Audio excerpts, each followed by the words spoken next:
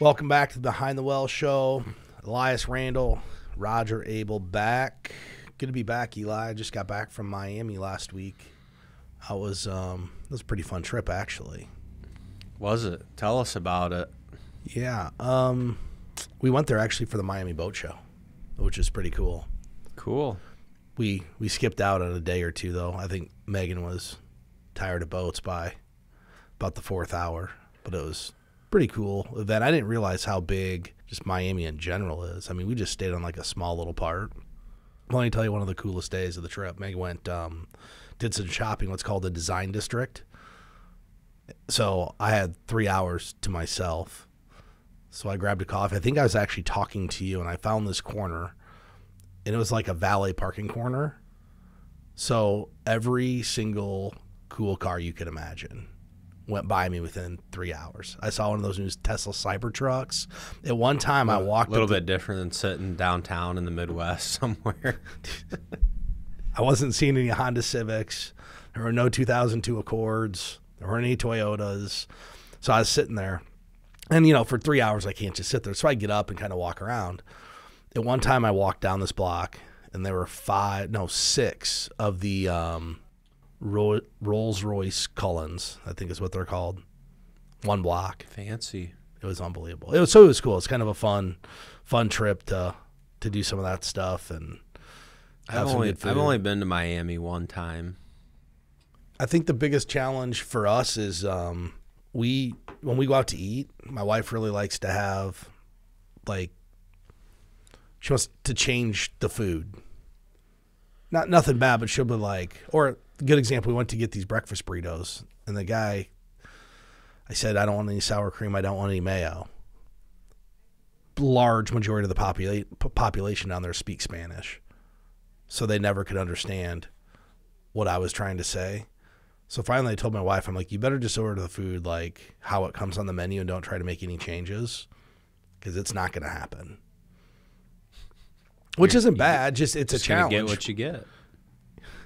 So that's a great line. We use that line in our house. My daughter, when she was at Montessori, was in a dance class, and there's a dance teacher, and she gave them out all these ribbons, okay, in different color, and their motto was, "You get what you get. Don't throw a fit." That's going to be my good motto. Dinner motto. Yeah, I have one Miami story. Do you remember when Brad Banks was the quarterback for the Hawkeyes and they went to the Orange Bowl? Yeah. So I was visiting my grandparents who lived in Florida. They were retired, living in Florida. And then my grandpa and I bought tickets for the game. And we went to, at that time, the Dolphins had a stadium outside of Miami where they play their NFL games. And so my grandfather, he had a map in his car from 1985 that's never been updated. And I told him, we're going to Pro Player Stadium where the Dolphins play their NFL games. And he goes, no, it's the Orange Bowl. It's at the Orange Bowl. Everyone knows that. And the Orange Bowl is the only stadium on his map. So we actually drove down into the neighborhood for where the Orange Bowl or University of Miami was playing. And he's looking around. There's no cars here. I said, yeah, it's because the game's not here. So was this your dad, did you say? My grandfather. Your grandpa? So he was 70, probably 70 years old at this time, or a little bit older. Anyway, we found some folks, and my grandpa actually, he was pretty good with Spanish. So that he believed the local Miami fella that we pulled over and talked to that, yeah, there's another stadium outside of town. He wouldn't believe me. Yeah. And he didn't want to use the internet to figure out what stadium. He wanted to use his road map and the glove box of his car that he bought in 1989. So we actually discussed that the other day. Megan and I were driving, and we're like, maybe we should have a map in the car. Because what if your cell phone went down? I mean, we're also dependent upon the phone that what if your internet went down, you're in a dead spot, or you're run out of battery, you don't have a charger? How are you going to get around? It's probably a decent idea to have just to have a backup map. And so my wife's grandparents traveled the country. I mean, I don't know how many states they went to, but I want to say it was like most of them. And he was a principal, so it wasn't like they were flying around. It was all driving. And they would map out their entire trip on these road maps. Just think about the amount of effort it used to take to go from Iowa to, let's just call it, New Mexico. Like the amount of planning to actually get where you need to go. You have to know every little street to turn on. Where today it's like, yeah, you just plug the address in your phone and file it on your unit. But back in the day, like, you had to have the whole trip mapped out. And I'm sure that caused a lot of arguments in the car. No, that wouldn't happen. I mean, there's arguments in the car with the GPS telling you where to go, let alone if someone's got the map. Yeah. One of the things I had a client the other day ask me about financial aid for their kid for college, and we're by no means financial aid experts. It's not what we specialize in, but we have some of the basics. And I think one of the things people are starting to get challenged with is, as people are making more money, wages are going up. I mean, we've seen that in the data the past year, 2 years. They're kind of hitting what's called that financial dead zone, where they're not qualifying for a whole lot of financial aid. And that really is families making between $167,000 and, let's call it $400,000 are kind of in this bracket. And, if you're a family making $167,000 and you haven't done and you haven't saved for college, it could become challenging if you're not getting any aid.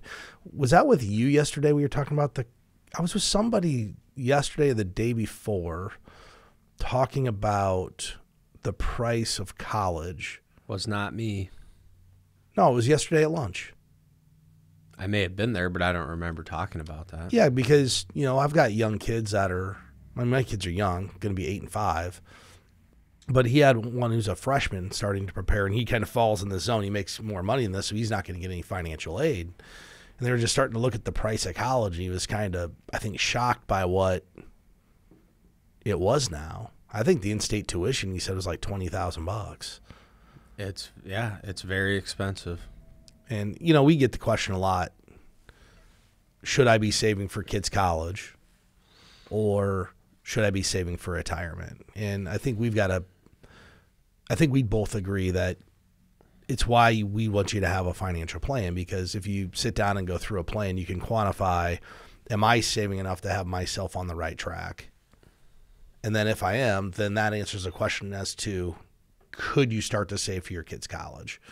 I don't think I've seen any kids really help their parents retire. What are your thoughts on that? What are your thoughts on paying for college?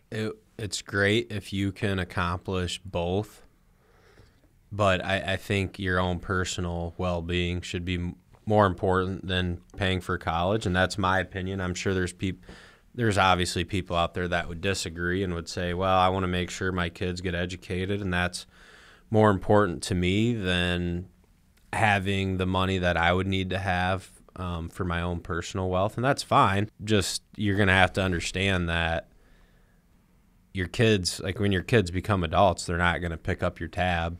They're not going to help you retire. They're not going to pay for you to go golfing. They're not going to buy your coffees. And the other thing, I think, with just in general, my own personal belief with education, I think having help with it's a little bit okay, but it really should be an investment into, an individual should decide that they're going to invest in themselves because of some career they want to pursue. And there's a lot of college degrees out there that don't necessarily lead to a productive job or a career, right? Like if it's outside of the hard sciences and things like that. So, and I know it's a controversial topic, but for each family, you have to decide what's going to be important to you, and then how are you going to do it? Well, I think if you think about the options people have, it's kids pay for all of it themselves. They're on their own. Some parents want to pay for tuition. I think most of this discussion starts with, number one, do you want to help your children pay for college? Because there's some families that say, hey, I had to do it on my own. They were going to do it on their own, right? Yep. And so first, do you want to do it? And then how's the responsible way to make sure we're okay and they're okay? And then how much do I want to pay for? In my family, my parents said, we'll pay for in-state tuition, room, books, board, partying, all on you. So I had a little skin in the game. So, but what it did is it made me make different decisions. You know, if you go to a high school kid and say, hey, we're going to pay for everything, there's no consequences to the money. Maybe it's your intention to pay for everything, but me as a parent, maybe I don't want my kids to know that. That could be. You know, I want them to or maybe they'll be super responsible and they'll be worthy of. They're college kids. I know. Yeah, some are. But, you know, you could pay for it all. Like, I'm sure I'm not going to tell my kids I'm paying for everything, even though I likely will, because I want them to have some decision making. And I'll use my example. I knew what my parents were paying for and how much. And it was an allotted amount of money. So if I didn't use that money, I got other things with it. So I ended up taking a baseball scholarship to a community college, and my dad taught at that community college. So I basically went for free, and I lived at home. For the first 2 years? Yeah. Or did you go to community college for 3 years? 3. Good for you. Yeah, I was on the 3-year program. 3 years there, and then I went to Iowa in my last 2. I enjoyed my time in college immensely. 5 year? Yeah. Yeah, but good. I Everyone should go for 5 years. But here's the if you're deal. gonna go. Remember, my parents only paid for the tuition. So my parents said, if you're going to stay, go to Kirkwood and you're living in our house the first year or 2 or 3, you have to have a full-time job. So I worked my entire way through college. It wasn't optional because my dad knows what college is about. He's like, if you're taking 4 classes, that's pretty not easy. full-time. So I worked my whole way through, which is one of the reasons it took me a little longer. But point of my story is, Elias, had my parents said, I'm going to pay for everything, go wherever you want, I wouldn't have went. That wouldn't have been my choice. I would have went to wherever I wanted to go to and spent whatever money and wasted. And in the end, I had the same outcome. My outcome wouldn't have been different if I would have went to Iowa State for 4 years. Like, where I'd be would be different, but the outcome of success wouldn't probably be that much different. Yeah, and I think that's probably the lens through which I view it. I don't know that. I mean, I think you're going to pursue something you want, that you like, you're passionate about, and you'll be successful just by doing that. Here's the one thing I've noticed about college is I feel like it's getting a little bit more, not nichey, but I think some of these kids now, because of the cost, really know what they want to do. And part of it is, I think about University of Northern Iowa. They have the financial planning program. So kids who want to do what we do are coming out ready to go. Like, this is what they've spent their time studying versus getting a finance degree like I did, which was great, but not with the finance degree. You can do anything in finance, where they're literally saying, I'm going to be a financial planner. And they're learning the stuff to really help individuals get good outcomes, you know, for the families that they're going to help. And they're cutting their learning curve by like 5 to 10 years. So that'll be maybe what I do. That'll be my solution. Say, hey, if you want to go to UNI, Northern Iowa, and do the financial planning program and then come work for the business, I'll pay for it. So you're looking for a pension plan? If not, if you want to go do something else, you're on your own. Eli, we're all trying to turn our kids into our pension plan. I know. My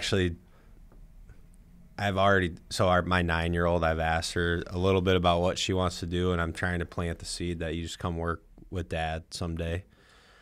I do too. You know what she said? She goes, no. What's she want to do? Well, she wants to be a doc. She said, I want to be a doctor and a teacher. I said, well, you're going to have to be a professor then, if that's what you want to do. All kids want to be teachers. Yeah, she's still in that mode. So my daughter wants to do 2 things. You're going to get a kick out of this. Her and her friend decided the other day that they're going to be preschool teachers, but in Florida. Oh, it's nice. Yeah, but then the same daughter actually also said, she goes, I want to work in Orange Leaf. And Orange Leaf. Well, she wants to work in Orange Leaf because she thinks she's going to get free ice cream. Of course. And I said, well, the only way you're going to get free ice cream is if you own Orange Leaf. There you go. Because employees don't get free ice cream. Oh, they probably get one. You probably get like a shift. I bet they get a cream, discount. don't you? I mean, I don't know. Well, I mean, if you work I worked at Yonkers, I didn't get free clothes. You got a discount? I got a discount. No. Well, but like, did you ever? See, I've never worked in an ice cream shop, but Like when I bartend, you usually get a shift drink when you're done. You get one freebie. So That's I a would bar. imagine the frozen yogurt place does something similar. Well, they're giving you a freebie because they know you're going to take it anyway. Yeah. They're just trying to keep you honest. Well, yeah, they want to keep you. And your boss always knows, oh, they just made $100 in tips. Yeah. Give them one free one, see if they stay for a while. Yeah. See if they'll give it all back. Yeah, pretty much. But I just think there's a lot of things that people need to think about as you prepare your kids. The other thing is if you tell your kids you're going to pay for everything, how many scholarships and how much effort are they going to put into this? You know, there's so much scholarship money out there that it's just a level of effort for someone to go through to apply. But if your child or kid knows, hey, look, this is all I'm paying, and they're conscious about money and they don't want to be in debt, they're way more likely to go out there and start to apply for these scholarships that are available and try to get some free money because it's out there for people. But you have to put effort. I think about myself. I didn't apply for a single scholarship because I knew what was there. Yeah, and use there's probably a lot more resources, especially for high school kids, to apply for scholarships, and there's all kinds of different scholarships. So I think that's probably a really good starting place for anyone.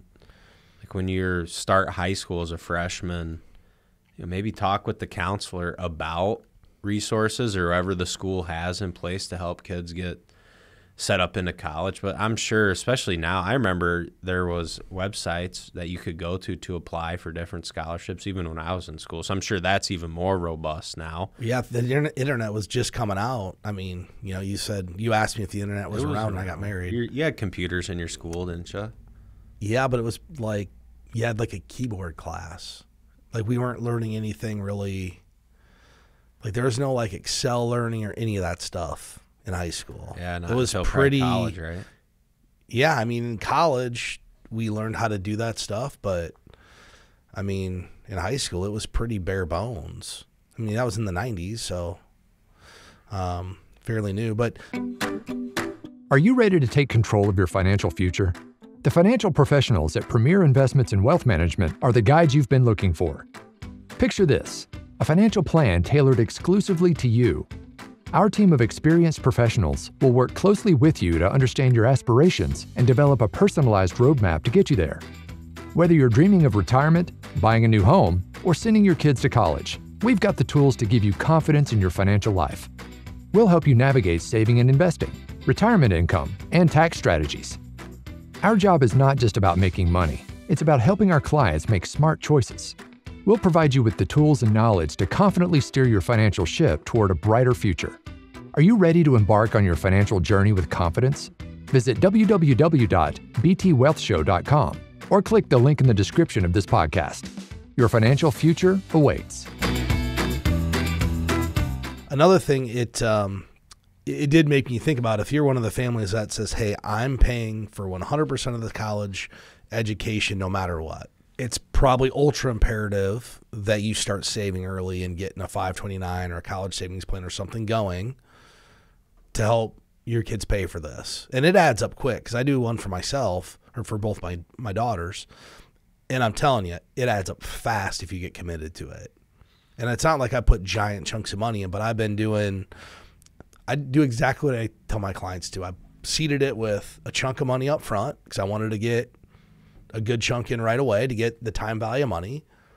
I started doing a monthly amount to max out the 529 plan just for one, so it's like $3,500 or whatever a year.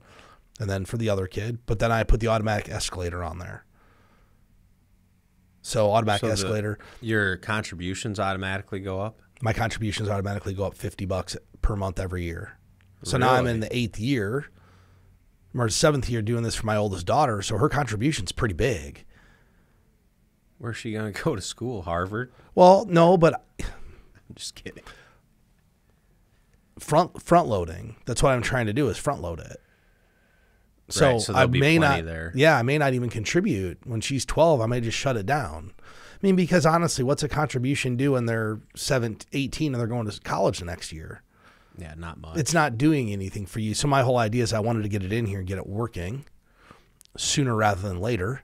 Yeah. And that was a way to get it in without just saying, man, this is a big chunk. And like my oldest, I've actually had to scale back the contribution because I'm like, I don't need, to your point, this much money going into this thing. Right. And there is some more flexibility too down the road, right? Well, now like to convert to Roth and do some different things we couldn't do in the past. That just came out, what, a year ago? Yeah. So, yeah, that was kind of a blessing. Like, oh, yeah, great if you over contribute. But my wife asked, she goes, well, why keep contributing? I say, well, okay, here's a worst case scenario. I save a bunch of money that they don't use. I pay tax on the gains, which would be no different than if I saved it for myself in an after-tax IRA. The only penalty to me is 10% of the gain.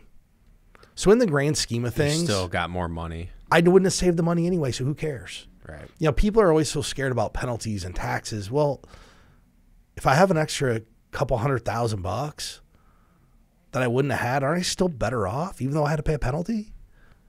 Who cares? I don't know. It depends on who you follow on YouTube and TikTok. Yes, you're probably better off. Well, I mean, it's more money. Yeah. I mean, if the option is 0, the option is 100,000, what's better? Take everything else out of all the minutia and all the fancy words and all the stuff that get people scared. Just take it off the table. Just save money. Simple. All right, Elias. So, you know, I brought up Miami, and one of the things we were having a cocktail at this restaurant. You know, it was cool because it's all like super well-made cocktails. It's not like going to a bar and they pull out the bottle of SoCal with the fake mixers and everything. Like, it's all fresh squeezed juice. And walked in, they had all this different stuff. And we start talking to the bartender because we make friends with everybody, and he's from Argentina. And he started talking about Miami, and you know, we were there for the boat show. I asked what we were doing their boat show. I'm like, yeah, you know, he goes, are you going to go to the super yacht part? Because they have a section. It was like $350 a ticket, but you can go tour all the super yachts. I'm like, no, we're not going to do that. He goes, yeah. He goes, I know. One of my buddies has a super yacht, one of these big yachts, but he doesn't have any money. How does he have a yacht and no money? It's all financed. I mean, he clearly makes money. Well, yeah, but he's like, he's broke. Have money to fund it. He's broke, and it got me thinking about this whole thing of fake rich. And then I started thinking about back to, I'm sitting on the corner and all these cars going by. Well, how many of these are paid for? I'm sure in Miami a lot are. But, you know, we've seen all these YouTube videos and TikToks, and it comes to find out that the people that are in the videos don't even own those vehicles. They're leasing them for a day, or they're on lease. I watched a video about a guy who's leasing a Lamborghini for like $5,000 a month. Why would you do that? Fake rich. They want people to think they're rich. Well, and I don't think it matters where you go, whether it's Miami, the Midwest, somewhere else. There's only, like, the percentage of people that are wealthy is going to be about the same everywhere. So if you're on a street and there's 100 luxury vehicles, majority of them are probably financed and not owned, and probably someone living at least a little bit beyond. Now, their means might be more than the person next door, right? But they're still living beyond their means, which, like the super yacht, the bartender telling you, oh, one of my friends has a yacht, but he has no money. Yeah. I'm sure there's plenty of people. He has cash in that flow, but no situation. equity. Yeah. Just spending all of it. But I read a couple articles, and this is actually starting to change. Didn't we do a podcast about this recently, where people are starting to be loud about their budget, like how Some they're starting to people cut are. back? But a lot of this is just people wanting to get the notoriety on social media, making their friends think everything's great, and it's not. And what we've seen is, I think the biggest shocker and the biggest way to see that people are not living within their means. Credit card debt in March of 2020 was $800 billion. November of 2023, it hit $1.3 trillion. It's up over 50% in 4 years. That's a lot. Well, you know, we've said it for a long time. There's only one thing worse than running out of money. That's running out of lifestyle. Once you get accustomed to a lifestyle, it's really hard to change. We're creatures of habit. If your habit's going to Starbucks every day and you have to stop, you're probably not going to stop. You start financing it. But there are a lot of people now that have started to cut back on some of the luxury purchases. And I can see this because something I noticed when I was at this boat show in Miami, there were 3 or 4 really big boat manufacturers that typically are there, and they weren't. They were not there. They were not there. Why do you think they skipped the event? Well, I asked one of the manufacturers, what's it cost for a booth? He said $200,000. Ooh. So either one. Right. So if sales are down, you might not want to bite that $200,000. I look all the time. You know, our friend Brad, he loves these Freeman boats. Okay. I was talking to him yesterday because he wanted me to go to the booth and check it out.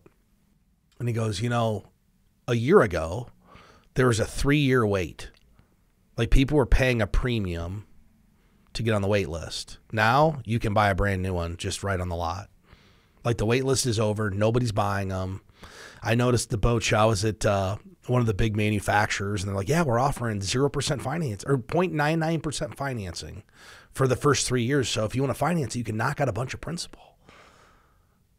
0.99. Well, yeah, I mean, it's $1 million boat. He goes, don't you think, guys, you'd write a check? Because he asked what I did. I told him.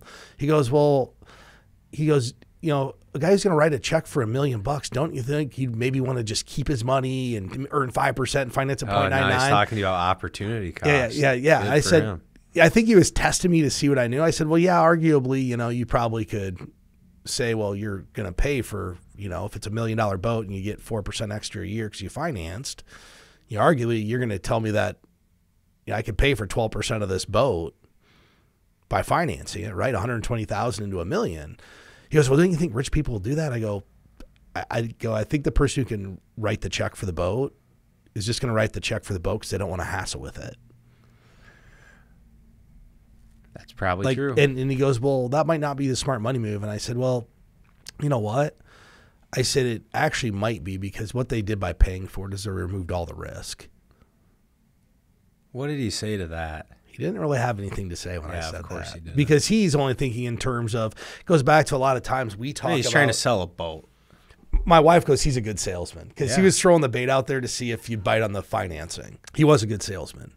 But when I said it's about removing risk, it goes back to what we talk a lot of times. It's not just always purely about what makes the most monetary sense.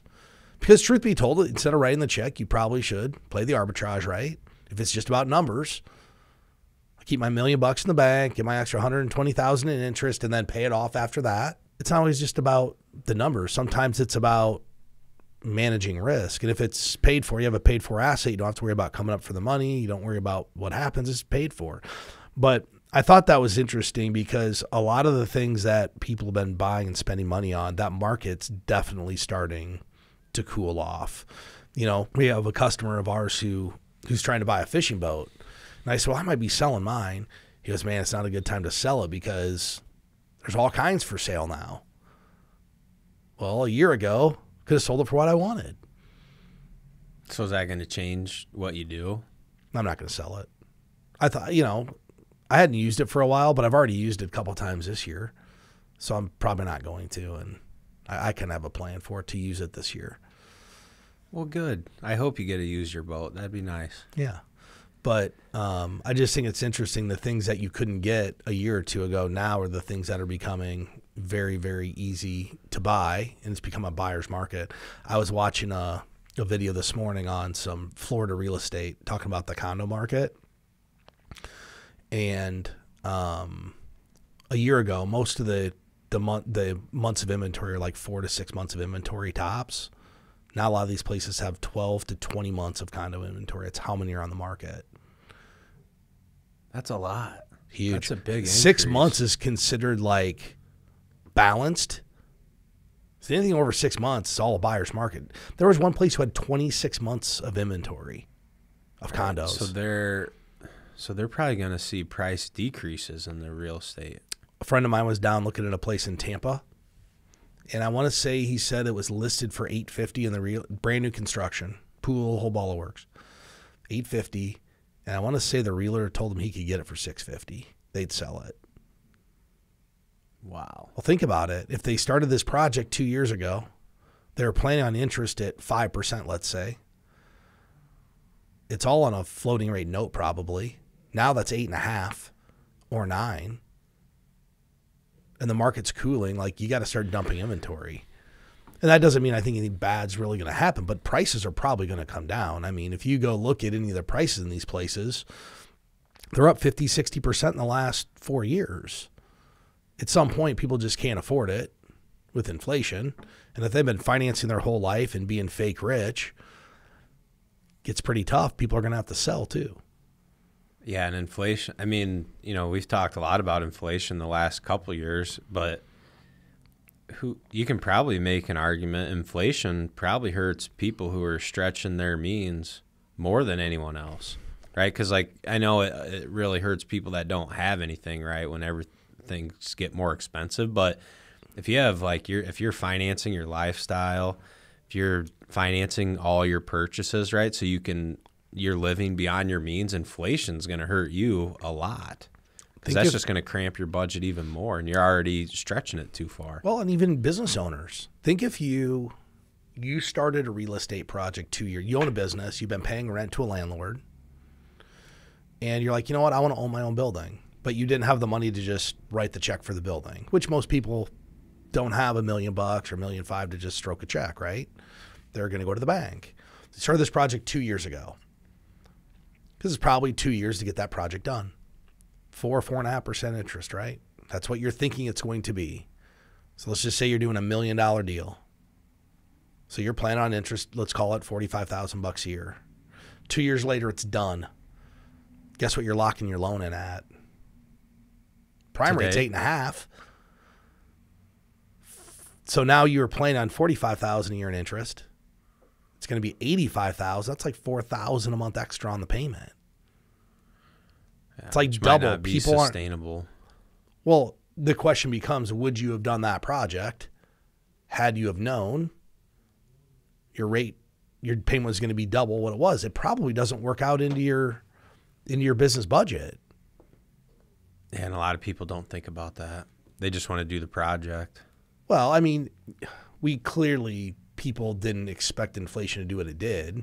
Right. And I think we've been in such a low interest rate environment forever. People just expected this to go on forever. Like, oh yeah, we're going to be able to finance at 3 and 4% forever. Well, that's not always the deal. So, you know, some of the things you can do if you're going to make some purchases, I think is, you know, one, if you think it's going to cost, you know, X amount, just add 30% and make sure you can afford that. It's kind of like what we talked about on a house payment. If you're going to buy a house and the payment's $1,500, just plan on $3,000 because stuff's going to break, stuff's going to come up. There's going to be a problem along the road. Make sure you have a bunch of money in your emergency fund. If you're going to go buy a luxury item, you better make sure your emergency fund is completely funded. That's 6 months of living expenses. And then make sure you're paying yourself first. Those are really the three things you should do before you consider making a luxury purchase or doing some real estate deal. Just make sure you have all your ducks in line before you did it. It makes me think about the customer you helped a couple years ago, Elias, who wanted to buy a rental home, but they didn't really know whether they should or not. And they had the cash flow to do it. I mean, they were doing really well. And we said, well, why don't we build a financial plan for you? Make sure we're saving everything we need to save. And then above and beyond that, if you want to go purchase real estate with it, go for it. It's not going to affect your retirement. But our caveat was you need to be able to afford the real estate regardless if somebody's renting it. Which I think they could. Oh, they easily could. But we were able to show them, hey, if you put away X amount in retirement, this takes care of that. We know this other asset will have some value at some point down the line, but let's just pretend it doesn't exist. Those are just the reason they were in that situation is because they had all the other basics nailed down. Yeah. They were living within their means. They had paid off debt. Like I know there's a lot of variables to success and to finance, but the basics are not that complicated. And having little debt, saving some of your money, being responsible with your budget, like if you can just really do those three things right, this other stuff can take care of itself. Like, oh, I want to I want to go buy a rental property. Well, that's how you're in the position to have the cash flow and have the cash to do it. It's because you've executed these other things too, typically.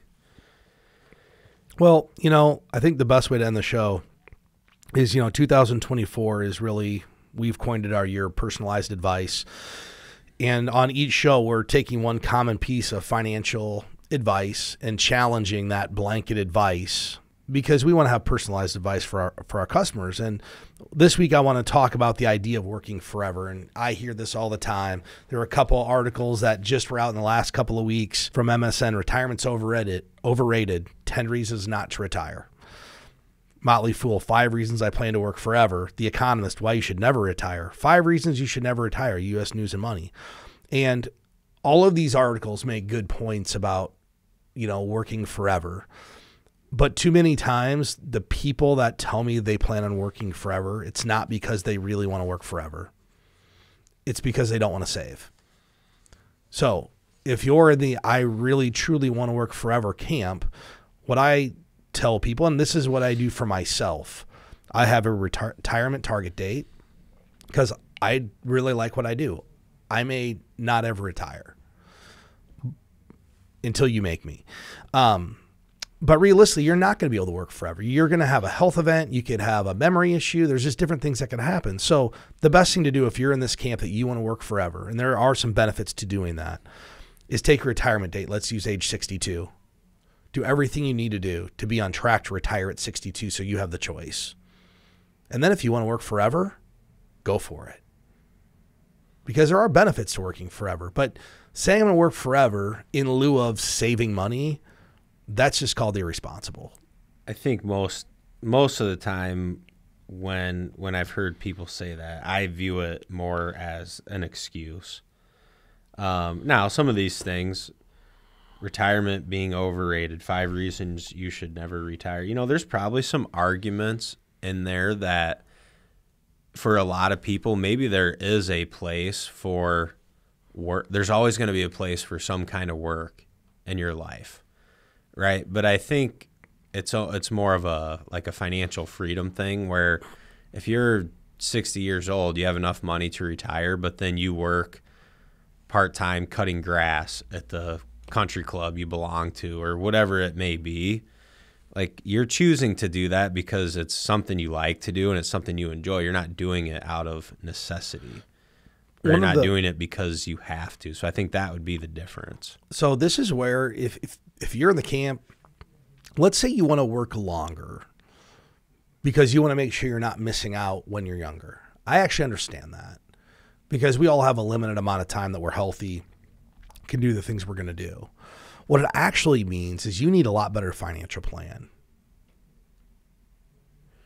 Well, think about what we talked about before the show started. Let's say you have this family history that at age 75, people in your family start to lose their memory and they just don't do anything. Well, maybe you figure out how much you're going to need after 75 years old. Figure out how much you need from your retirement date to 75, and then the rest you can spend. Right. Maybe you want to work. I get working, but wouldn't it be that's not irresponsible if that's your intention. Like if you're right. forced into poverty or something because you weren't intentional. Well, that's not you did that's just a mistake. Yeah, I'm all. But if you're intentional about it, that's different. I actually believe there are benefits to working. Seriously, yeah. I can count the clients on. I can't count them. There's so many clients that retire. Their mind goes. Their health goes. It's just they're not active. They didn't have a plan. And we talk to clients about, hey, what are you going to do in retirement? And some people have a plan of what they're going to do, and some people don't. And the people that don't have a plan are the ones that kind of fall victim of poor health, and they probably should have continued to work in some capacity. Yeah, I mean, people always need purpose, so it can help drive. It can help drive your purpose in life, and if that's what you need, then it's a good thing. And really, just think about life in general. It's about finding purpose, what you want to do, what's important, but then just putting it all in balance. We always have extremes, right? You have to save all this money so you can retire at this age and live on this income forever. Well, that's probably extreme because what you need at 65, you're not going to need at 80. Yeah, correct. And I'm with you about enjoying life as you go too. Just I be mean, at the responsible end of the about day, it. and we talk with young clients, because we have a lot of young people who are what I consider super savers, and they'll, like the other day, a young couple, we were meeting for their review to go over everything, and they asked me if they could afford to spend $10,000 to go on a vacation next year. And I said, yeah, and you should. Like, you're doing all the things you should do. So for you to spend money on a vacation, like, didn't you kind of earn that? Right. Like, you kind of earn, and you should, because if you hoard every penny, what are you going to do? Right? You hoard all your pennies, can't take it with you. You're just going to leave it to somebody. So yeah, there's absolutely a balance, but it still has to be intentional, right? Like, pay yourself first. You got to implement some stuff that you can still hit the end goal. Right. Well, with that said, I want to thank everybody for tuning in today's show. If you're not following us on social media, please hit the subscribe button on the show. And then, if you haven't done your one-page Premier Vision document, you can go to btwealthshow.com, or you can click the link in our description, get your year started off right, start to get your finances in order, make some really great decisions. With that said, anything else you'd like to say, Eli? Thank you for listening, everyone. Have a good day.